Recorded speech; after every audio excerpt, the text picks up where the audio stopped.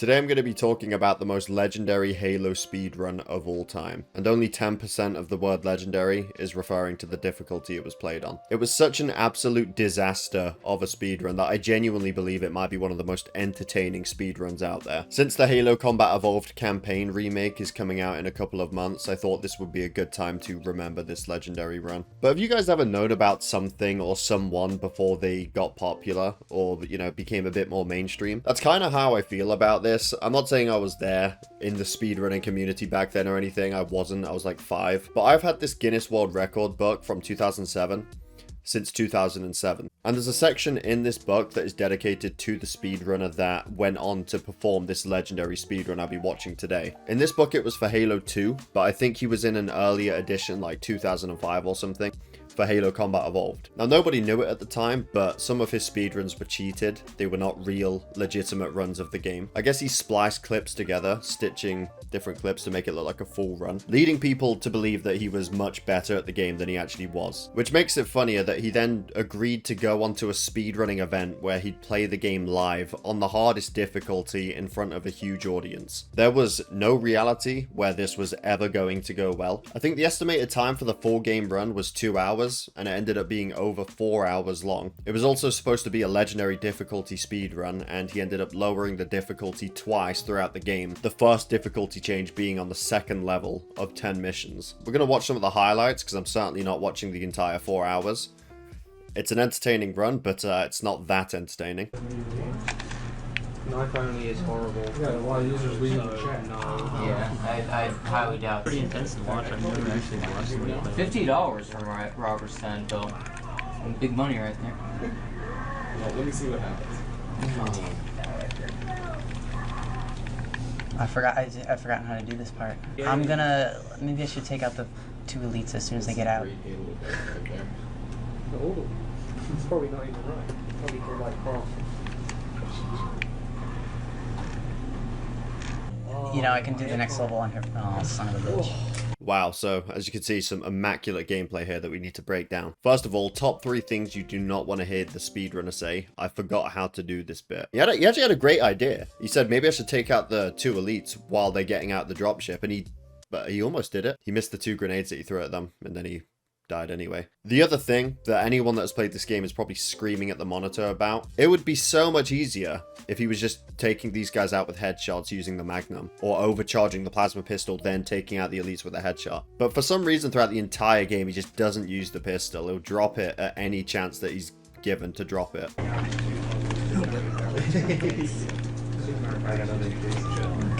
me. Go ahead and change it back. Yeah, I was gonna say, yeah. So I think they told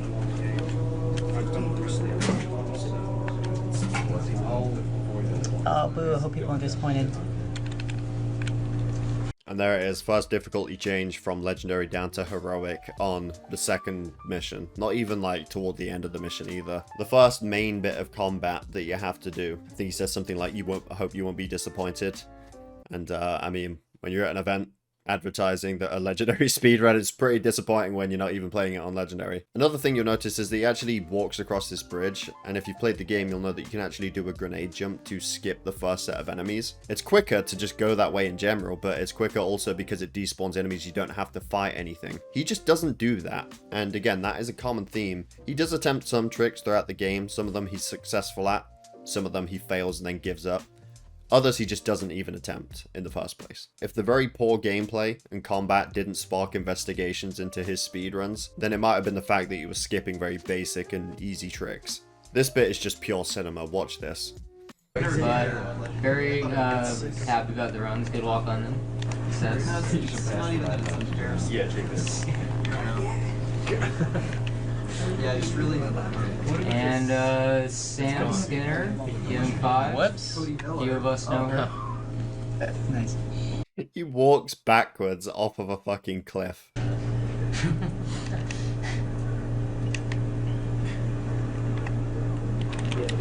damn it, I have to jump. Wait before I forgot.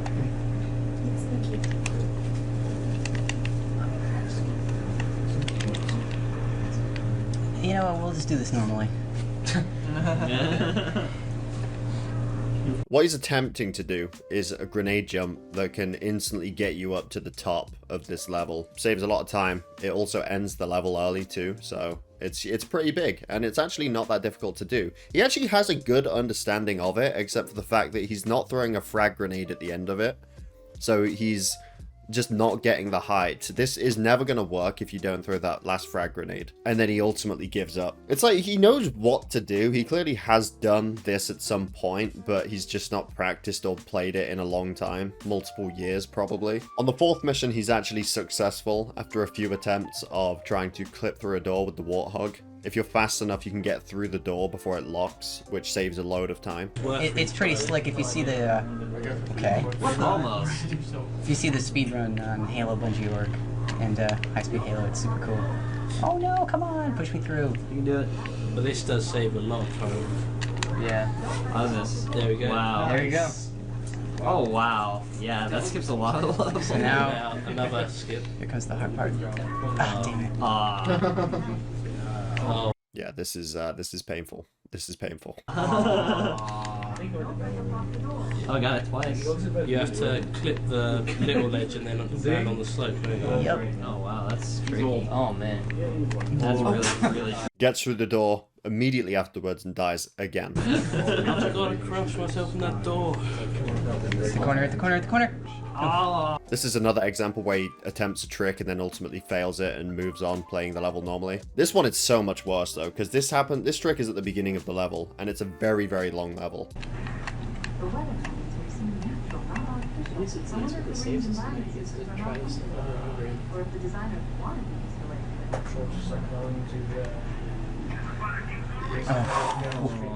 Doing this trick doesn't just save time, it despawns every single enemy in the entire level. So honestly, it would have been better for him to just keep trying it until he eventually gets it. The funniest part is he actually did the most difficult part of the trick, and then he failed the easiest bit, which is actually just landing on the ground.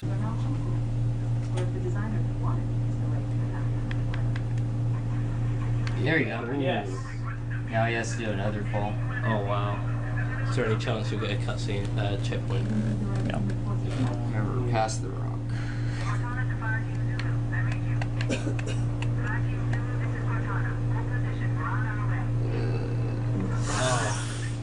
Yeah, I had to go on for If you slide down a curved part of the mountain or you land on a rock or something, you can live the fall easily. Remember at the beginning of the video when I showed his portion of this book where it said he beat Halo 2 on Legendary in 3 hours without dying in-game?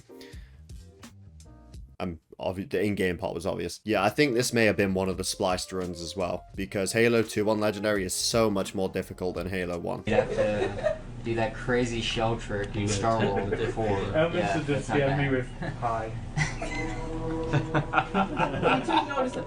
That was important. Yeah, we need to Probably one of the better decisions for this speedrun, that is changing the difficulty from heroic to normal at the beginning of the library. If he had to play this on heroic, not even just legendary, but on heroic, I have no idea what the final time would be. Still on the way. Wow, late rocket for the... We've all been there. We've all been rocketed by Flood. I cannot wait for that to happen in the remake as well.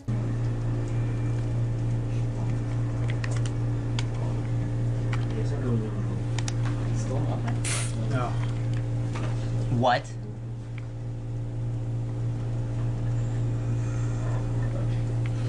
No way. Oh, I was back here. That's okay.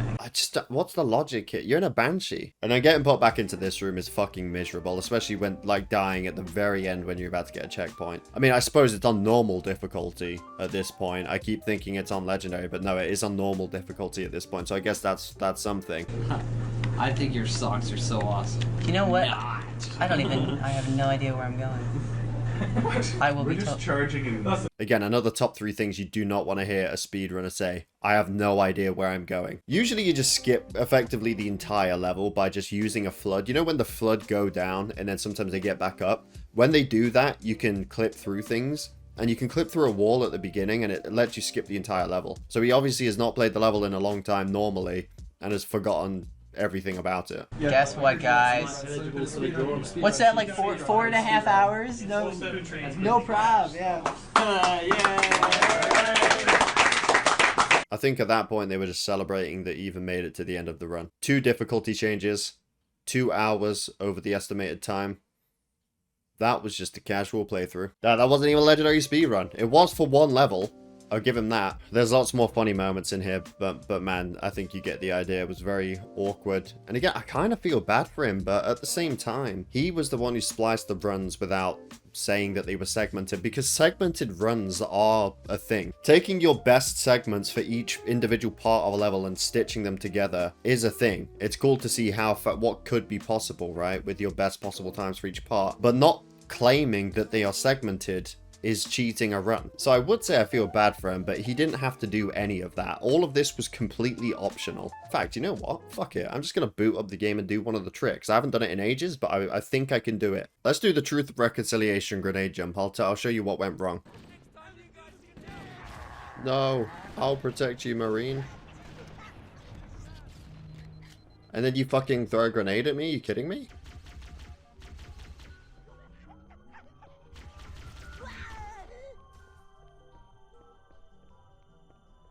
Right, this is what Cody Miller was trying to do.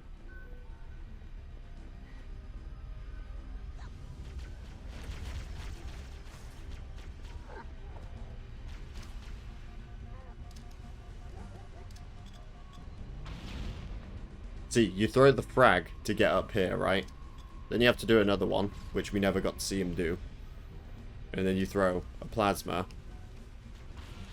to get up to the top level. That was the first time that I've tried this in a long time, and I still remember how to do it. I feel like if he remembered that you just had to throw a frag grenade at the end, he probably would have done that trick, to be honest. I'm not even going to calculate how much time it would have saved him if he just did this instead. But yeah, I just played the whole mission just to do that. And then let's try the bridge fall. There is a new strategy. Well, it's not even new, but it replaces this one completely because you can steal the Banshee that is on this level. Oh.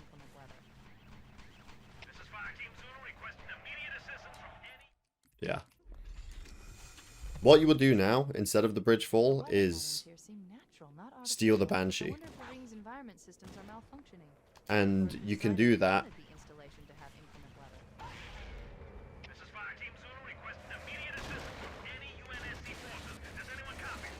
Well, almost did that.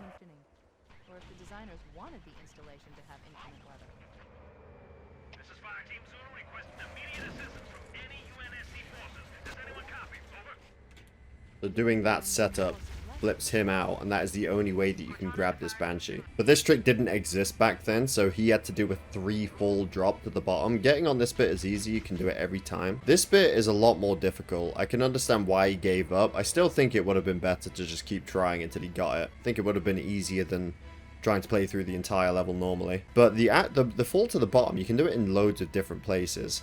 If I can land, I'll walk over there. He tried the rock. That is a good place to do it. But I think there's a better one. Yeah, like you see how it's a ramp? You can pretty much just glide down on it. That's what he could have done. And again, I think if he just kept trying and then did that, it would have been a lot easier than playing through the level normally. I don't know how much time it would have saved if he just did both of those tricks and he just kept trying. But one trick that would save him a lot of time is this one.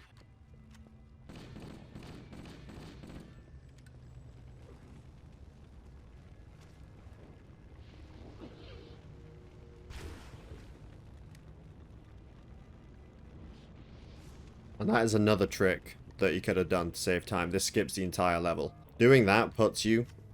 It skips the entire part where he got lost at. You know the bit where he was like, yeah, I have no idea where I'm going. Completely skips all of that and gets put at the end of the level. And that one's not even risky. That one you can just do.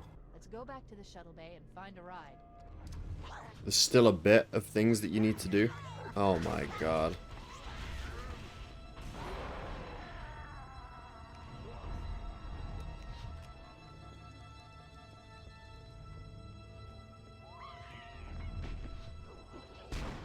Nice.